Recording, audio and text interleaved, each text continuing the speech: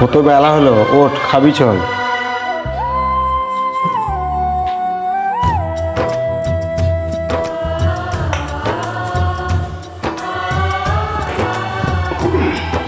কথা দিচ্ছি কাল তোর জন্য ঠিক মাছ নিয়ে আসবো। লক্ষ্মী সোনা, আজ এইটুকু খেয়ে নে মা। সেই মানুষটা হসপিটালের বেডে মৃত্যুর সঙ্গে লড়াই করছে, আর এই অবস্থায় আমার গলা থেকে খাবার নামবে না। আমি ইচ্ছে করে কিছু করিনি সেদিন।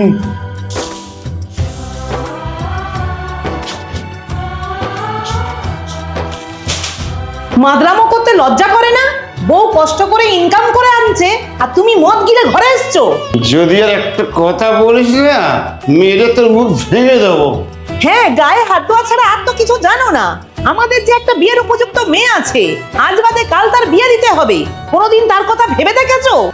এই কাজে যাওয়ার নাম করে বাবুর সঙ্গে ফষ্টি করিস, আমি বুঝি না।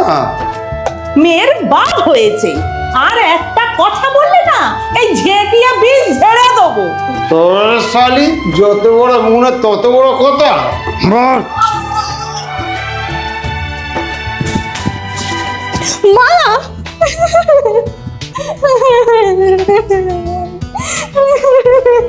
মা চোখ খোলো।